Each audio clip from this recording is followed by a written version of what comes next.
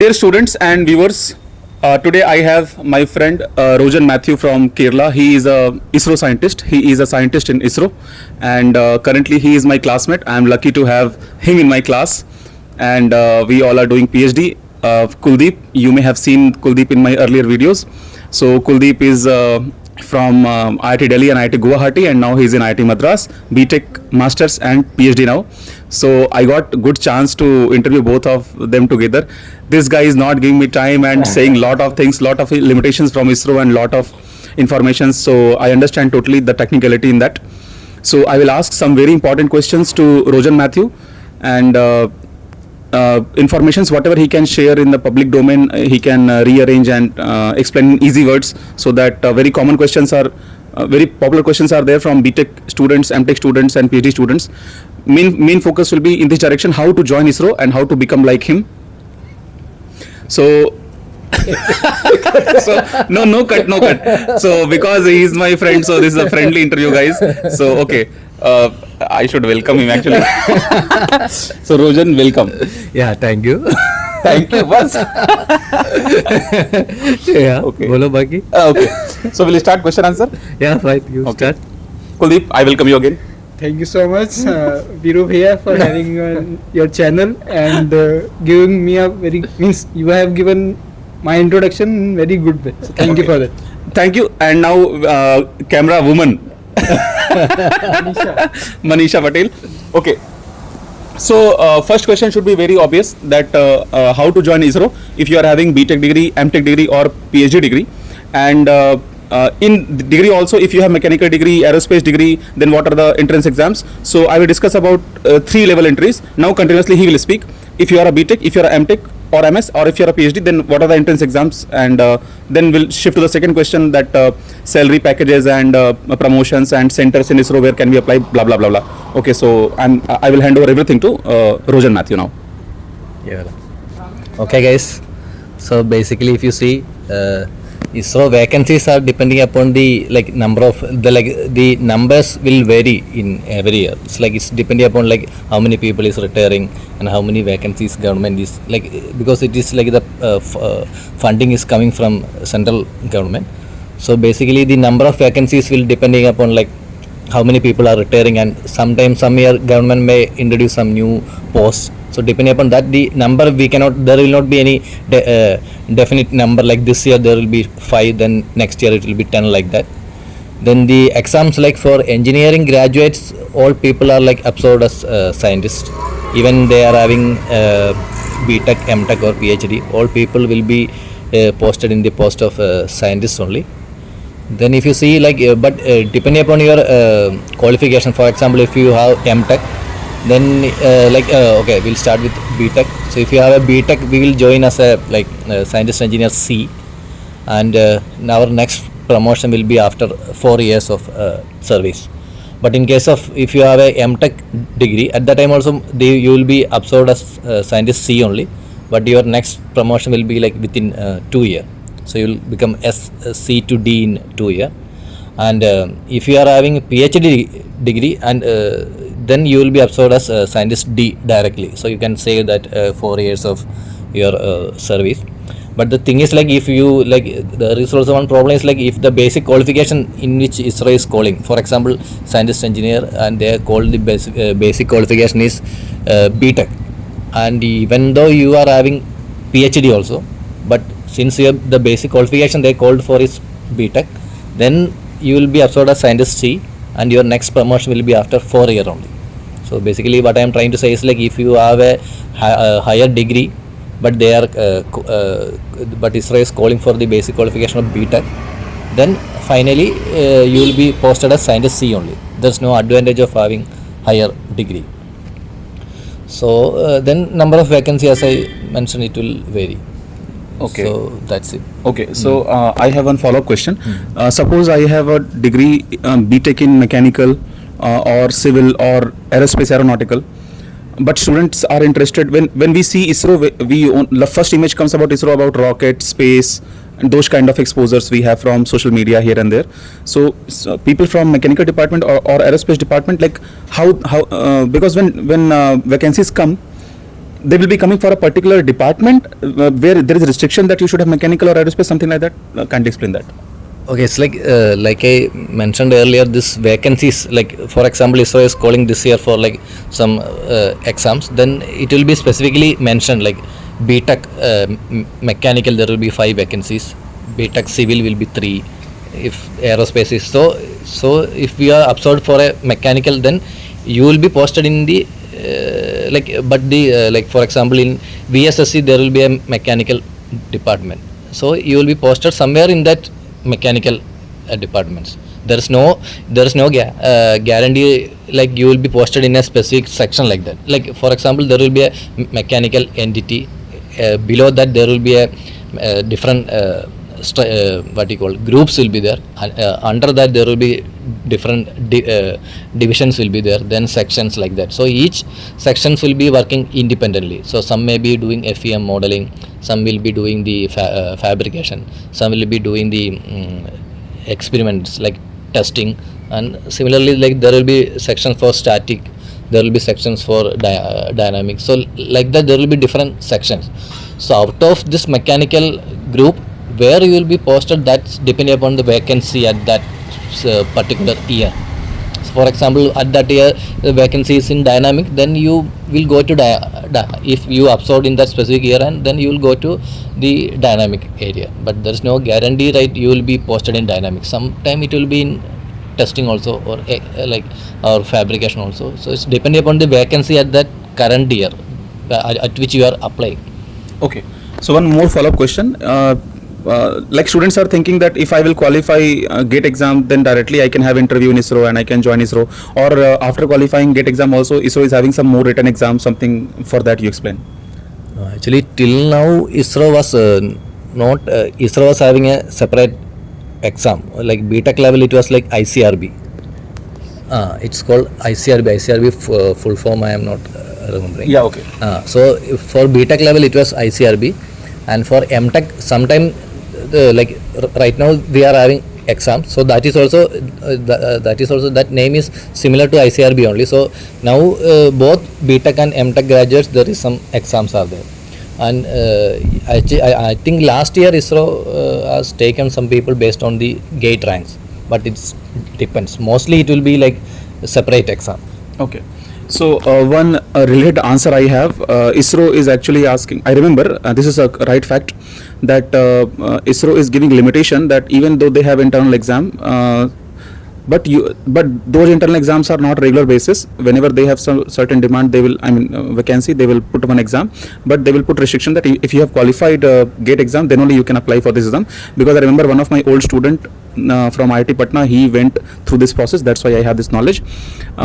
So my next question was, I wanted to say something about him. He has done his masters, Rojan Matthew from IIT and already UG, but I have forgot his UG degree and PG degree.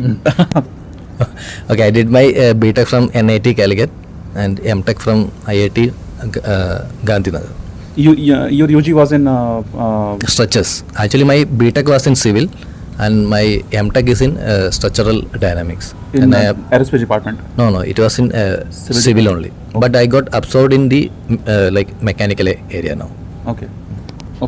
So see, what is the advantage of studying at the institutes like IIT Madras or ISC Bangalore or IIT Bombay, something like this, like 4 or 5 places? I'm not saying other IITs are not doing good.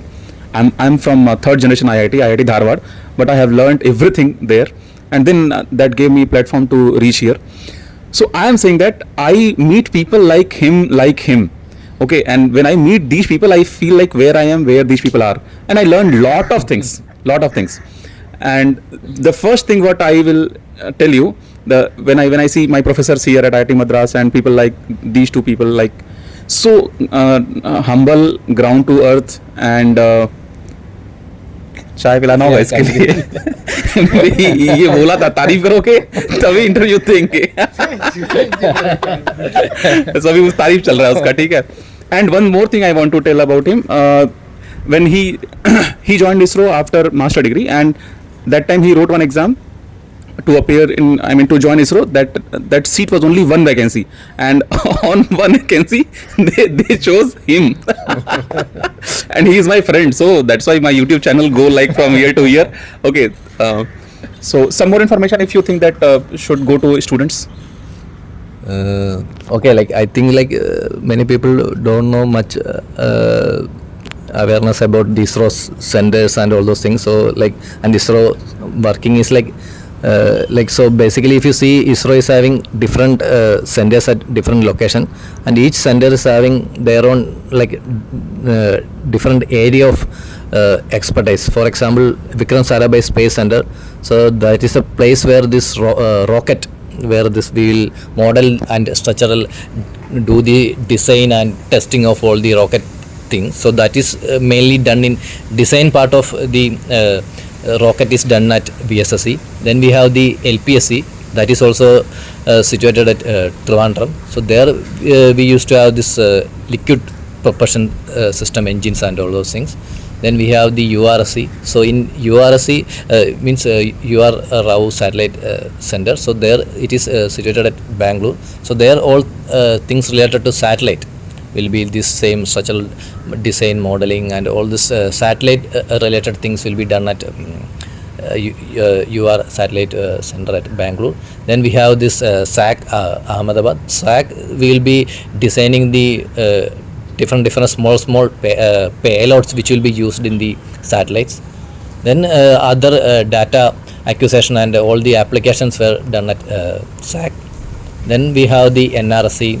Then we have the headquarter where all this administrative things will be carrying on.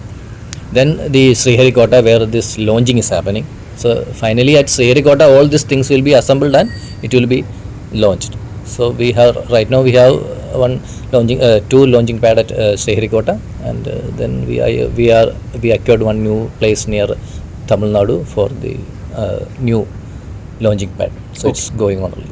One more follow-up question. How long does it take when we apply the ISRO form and then become the part of the ISRO as a scientist? That gap, like 3 months, 4 months, 1 year, something like that. Okay, that is also like depending upon the process. Like it's there is no specific timeline for that process. Like for example, sometime that vacancy is very urgent means it will all things will be like carry forward very fast sense. Okay. So there is no specific timeline. Okay. But anyway, like within 1 year, like for example, one exam is there, for an ICRB exam happen, then I think within 1 year you will be absorbed. Okay. One more follow-up question. Some students may be thinking that I have only 70% in my UG, 80% in UG. Someone is thinking 99% in UG, something like that. So how that percentage can change the game, or it has some role or not? Yeah, I think when this ICRB is having some limitations, like I think minimum 6.95. I'm not remembering exact number. If I am correct, I think it is 6.95 GPA should be there to apply for this ICRB exam. I think at BTech level. At BTech level. And I think even if you are writing based on your MTech qualification, still you should have minimum 6.95 in your BTech. Thank you, Rojan Matthew. I think first time in life I am saying him thank you only for this video. And one more thing, whatever information he is giving, this information will be very helpful for those students who are not in touch with the right people, because many people come from rural background, they just dream for ISRO but they don't know much about ISRO. So one last question regarding the salary and those things, like what kind of range of salary we get when we join ISRO at BTech, MTech or PhD levels, or how salary increment goes, because this kind of question you may have. So about salary, something. Salary, I think it is secret. We should not talk outside. Okay. So one scientist engineer C, if you join as an engineer C, then you will be like in pay matrix, you will be in the 10th scale. So that there's a pay band is there. It is starting from 60,000 to like some 1 point exact number I am not remembering. If you see the pay matrix, so we will be joined in pay matrix 10th. Then like in every promotion we will be promoted to 10 to 11, 11 to 12, 12 to 13, like that. After promotion, But during the like every year there will be an increment, so that will be like in every 1 year you will be like going up in the pay matrix. So it's depending upon the pay matrix. There is a pay matrix as per the 7th pay scale. If you just Google it, you will get a pay matrix. So you can see like if you are joined, then you will be in the 10th column, first row. So that will be your basic pay. Above that you will get the DA, transportation allowance, HR and all. So this pay matrix will give the details regarding the basic pay. Then this other allowances like then health insurance is there, like so. फिर भी जितनी बार चाय पीते हैं ना, पैसा हमें को देना पड़ता है, 1 रुपया नहीं खर्च करता है ये. Okay, so now one last thing, whatever information we have shared, I think it is in public domain. So one more question I wanted to ask, but I know he will not answer that question. You can tell anything, I can cut, no problem. What was the question? Forgot. How, I mean, you're doing PhD right now, no? Like, Yeah. that. I thought to ask that question, Like but even I after forgot joining that question. ISRO sponsors, like Yeah. what are criteria? Yeah. I will discuss.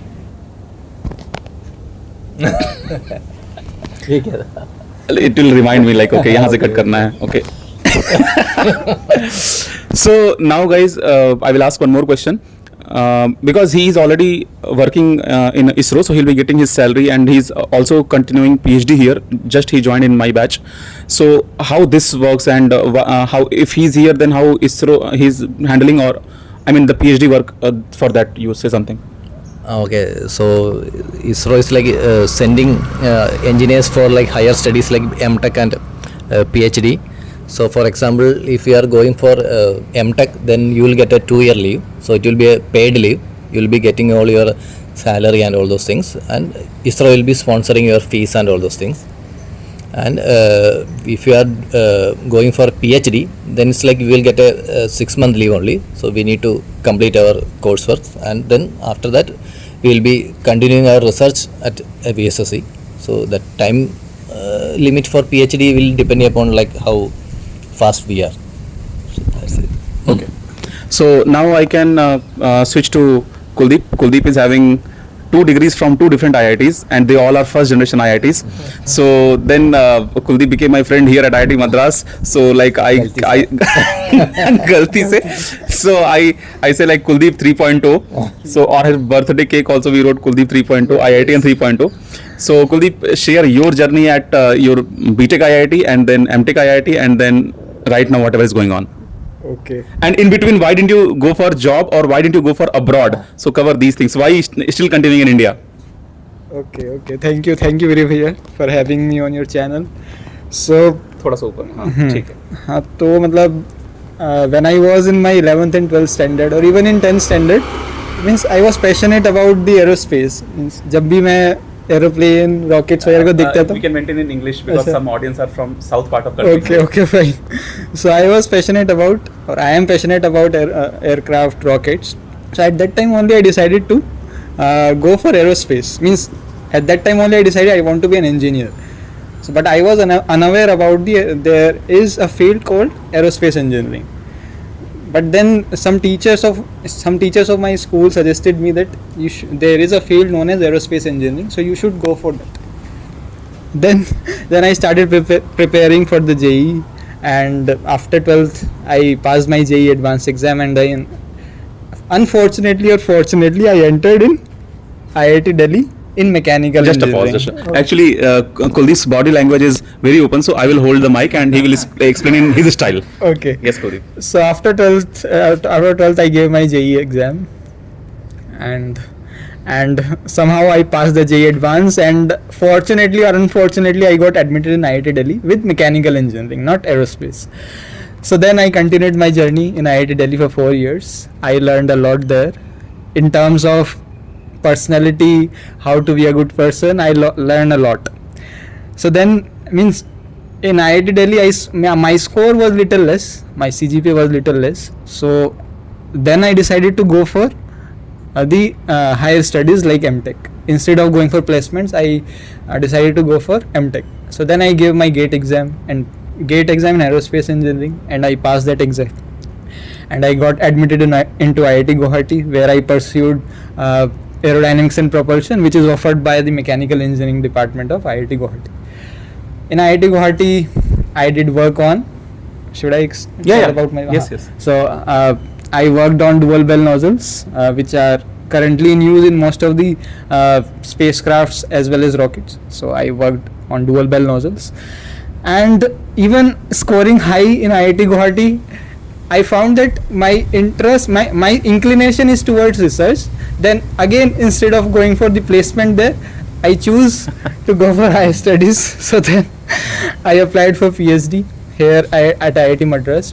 Somehow I got selected here, and now I am pursuing my PhD in Aerospace department with propulsion specialization with these three amazing people: Manisha, backside of the camera, Viru bhaiya, and Rojan Matthew sir. So yeah, so this is about my journey. I am enjoying currently. Yeah, and our group is so cool, guys. Like these kind of brilliant people I have in my group. I'm learning every day new things, and like it's not like just because I'm saying in the YouTube video. And like backside I have Manisha. Manisha was my GATE student, and she qualified, and from BTech directly she joined PhD. Yes. So I have already interviewed her when she got first call from IIT Bombay. That time I took her interview. Interview is there on YouTube, but later we both joined here IIT Madras. So I think this interview is so informative. You all will love this interview. If I'm missing any important information from both of you, you can cover. One more thing, like you asked that why I didn't go to abroad. Yeah. So it was because of my personal interest to pursue my studies in India. So that's why I have not chosen to go abroad. Okay. That is the only thing. Okay. So Rojan Matthew, I have the same question. Like ISRO sends us only to IITs or sends us to other colleges like NIT or abroad also? Yeah, like higher education we can do it like different places depending upon our like personal choice. But if you are going outside and all, this sponsoring that fee and all we need to take care, and like the leave also, like we need to actually for higher studies we need to get permission from ISRO first. So once we get the permission, then we need to apply for the funding from ISRO. That also, like there are different committees are there. Then if they allow, then only we will be able to go outside. So mostly going outside is little difficult since it's like funding will be like very high.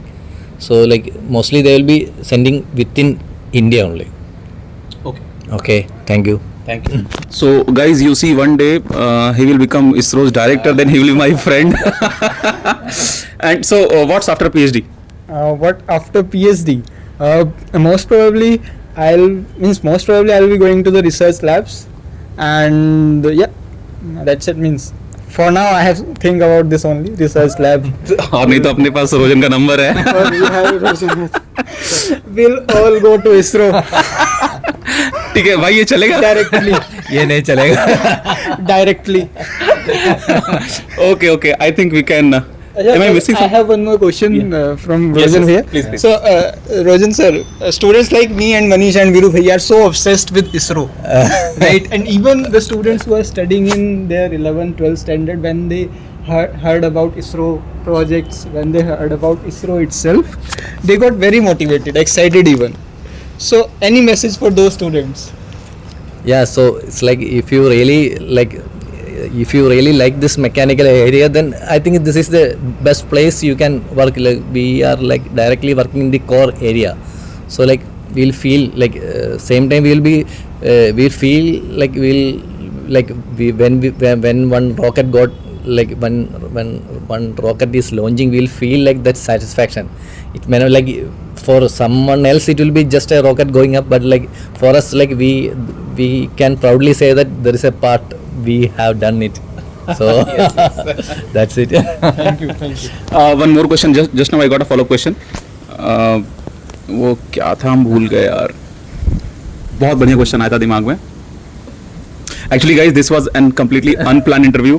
I found Rojan Matthew on tea stall. I called him, and Kuldeep was walking, so I called him that okay, let's do something. I forgot the question. This was very important question. Okay, then fine. Another question. Do we have to be the topper in GATE exam, like first rank, second rank, to join ISRO? No, like I mentioned, there is no we are not absorbing like based on gate, right? So it will be like that separate, sometime we may call based on gate, but mostly it will be like ICRB and that other exams. So if you actually these exams are just a qualification, then they will be called for the interview. So then based on the interview you will be selected. So after your master degree, you joined ISRO, I remember, in Ahmedabad, right? Yeah, I joined in. Okay, so you wrote again some written exam and interview or directly interview? Where in SAC you are telling? Okay, SAC, it was like based on MTech at that time. They called, so I think they shortlisted based upon our GPA or something. I don't know based on what they have shortlisted. So then this shortlisted people, we had one exam at SAC. Then after that we had one interview. Okay. Okay, then all done. I think I have covered a lot of things. You can say if I have not covered anything. Can I ask that why IASC and IIT Madras, how did you choose? Okay. So yeah, one good question from Kuldeep. Manisha just reminded this. I think he got seat in IASC Bangalore also, but he has chosen IIT Madras. So some talk about that. Okay, so I got admitted in ISC Bangalore also in aerodynamics department, but my interest was in propulsion, so that's why I rejected the ISC offer. And since I got offer in propulsion domain in IIT Madras, that's why I joined IIT Madras. And even means from friends only, I heard that propulsion department of IIT Madras is good compared to IISc.